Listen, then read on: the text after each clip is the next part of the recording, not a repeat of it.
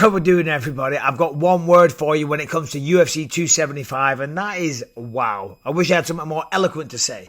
I wish I had something a little bit more intelligent or whatever, but wow kind of sums it up. Those fights from start to finish, unbelievable. If you missed the card, you need to go and check it out, because the word on the street is, from everybody involved with the UFC, is that was the best fight night, UFC, pay-per-view, whichever one you want to call it, that took place this year. Of course, the only competition, in my opinion, that it has is UFC London. Of course, bigger crowd, more people, 20,000 people, much bigger stadium at the O2 Arena.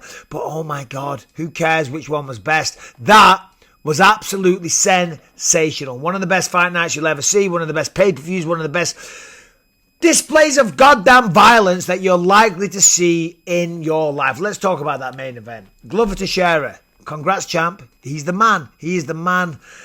He's the champion of the goddamn world. In only his third fight, it just shows what he's capable of. I mean, we knew he was unorthodox, just like his haircut. You know what I mean?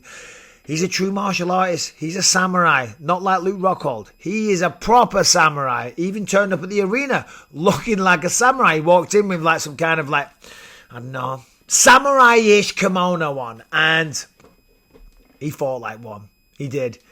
What Jiri Prochazka did tonight was just sensational.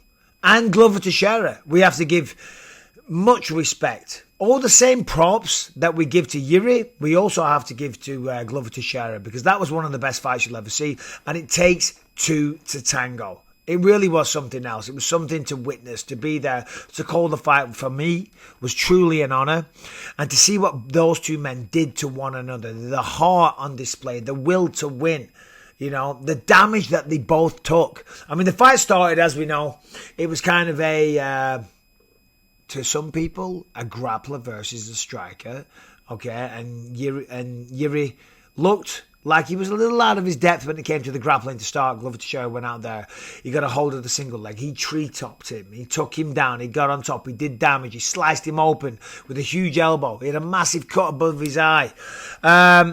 And then it kind of went like that for a while, but then Jiri took over. Jiri started doing damage. Jiri got on top. He was ground and pounding the living fucking daylights out of him. Right? I was like, whoa, shit. It's not looking good for Glover Teixeira fans. The people in Brazil are going wild right now because the boys are about to get beat. But then he turned the tide, and back and forth they went. Back and forth they go the entire goddamn time. Both men were hurt. Both men were wobbled. Both men were giving it everything they had to win this fight. And then going into round 5, at the end of round 4, I will never forget Glover Teixeira sitting on his stool to himself, not talking to his cornerman, not trying to posture, talking to himself and saying, I'm going to win, I'm going to win, I'm going to win this fight. Trying to say, I am not going to quit, I am not going to give up. I did not come here to where I almost said Shanghai, Singapore, to give up my belt. No, I came here to win. And he went out there in round 5, and oh my God, he almost did it. He almost pulled it off. He was connecting with shots, big shots, wobbling him, knocking him all over the place. But sadly, it wasn't enough. And he made a crucial mistake. And listen, it's not an insult to say that. When you're in the heat of the moment, when you're in that battle, you know what I mean? When you've been connected with, when you've almost been knocked out several times, when you've got blood leaking out of your face, you're fatigued, you're tired, the crowd's going mental, you're covered in sweat, you're having to talk yourself into it that you can still do this. Of course, you're allowed to make mistakes. And what Glover did, as we know, he landed a few big shots, right, with right hands, left hooks, and he had Jiri wobbled. Jiri was all over the place, and Jiri kind of bent over.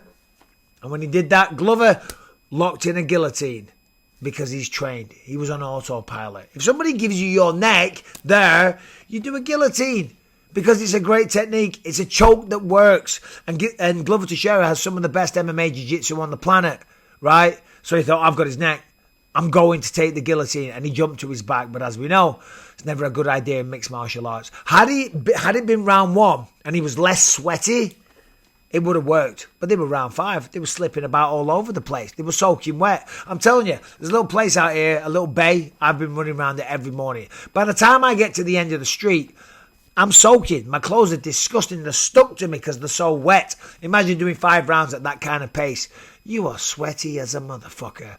And Jiri popped out. And then he got the finish. He got the rear naked choke. And it wasn't even really Yeah, the hand positioning was of a rear naked choke, but he didn't have hooks. It was just like Juliana Pena versus Amanda Nunes, okay, because he was tired, okay, and I'm not saying Glover's a coward.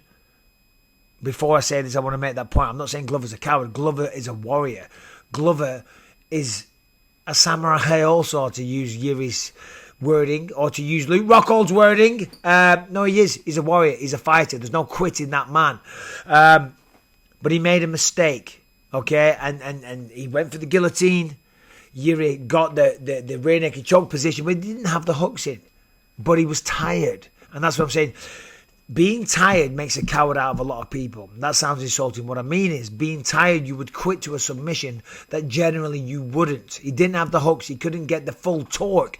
But he'd just given his all. He'd emptied his heart. He'd given every last fibre, an ounce of fight that he had. And now he was getting his airway restricted. He was getting crushed. He was getting choked out. And he submitted. And well done to Jiri Prochazka. We got a new champion, the first Czechoslovakian or Czech Republic champion that's been in the UFC. European mixed martial arts right now is on absolute goddamn fire. And I can't wait to see what he does next. Jiri is such a breath of fresh air in many ways. Okay, in terms of mixed martial arts, in terms of the style that we see. It's starting to become, I'm not saying boring, because it's not boring at all. That's not what I'm saying. What I'm saying is everyone follows a pattern. Everyone follows a system. Everyone, like, it's not a carbon copy, but, you know, you get well-rounded. You get good wrestling. You have your kickboxing. You have your striking. You have your Thai boxing. You do your jiu-jitsu. You do your wrestling. Jiri is unique. Jiri is unorthodox. Jiri is different. And the man can hit hard. Oh my God, can he hit hard? And can he take a punch as well? And he also, more importantly, proved that he can escape submission attempts. He can get back to his feet. And obviously, he can submit black belts as well, because that's exactly what he did tonight. So, Jiri Prochazka, well done. I'm actually heading over to his after party pretty shortly. So hopefully I'll see him over there and we'll have a little beer and we can talk about it.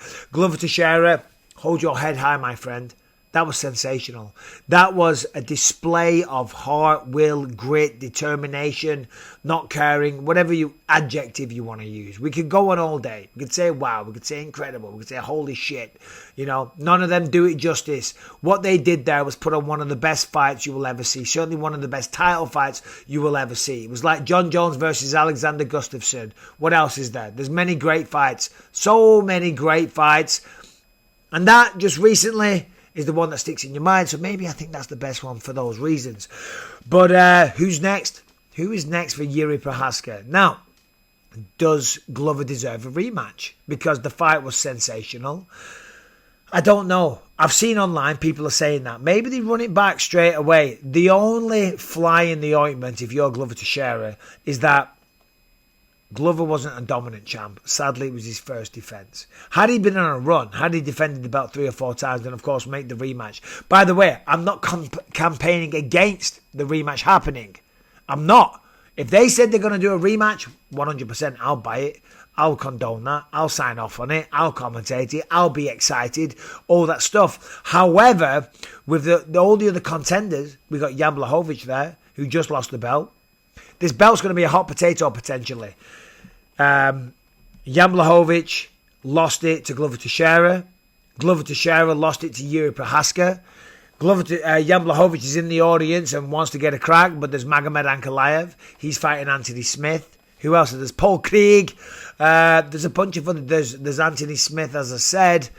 There's a few other contenders as well. The light heavyweight division is very, very exciting right now. But I just wanted to come on and say congrats to Glover Teixeira. And I saw his team as I was walking into the hotel. I saw his team, his cornerman, not Glover, but I saw his team.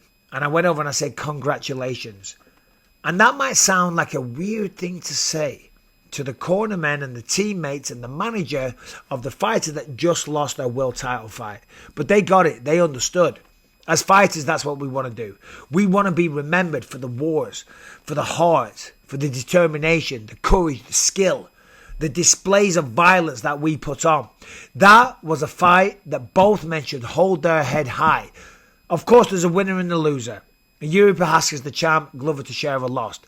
But Glover Teixeira should be very proud of himself. Glover Teixeira showed what he's made of. Glover Teixeira will go down in the Hall of Fame one day. So that's why I said congratulations, because there's nothing to be ashamed of. But of course, when you say congratulations to Jiri Prochazka, it's a little bit different. He just became the light heavyweight champion of the UFC in the light heavyweight division, as I said. He just became the light heavyweight champion of the world in his third UFC fight.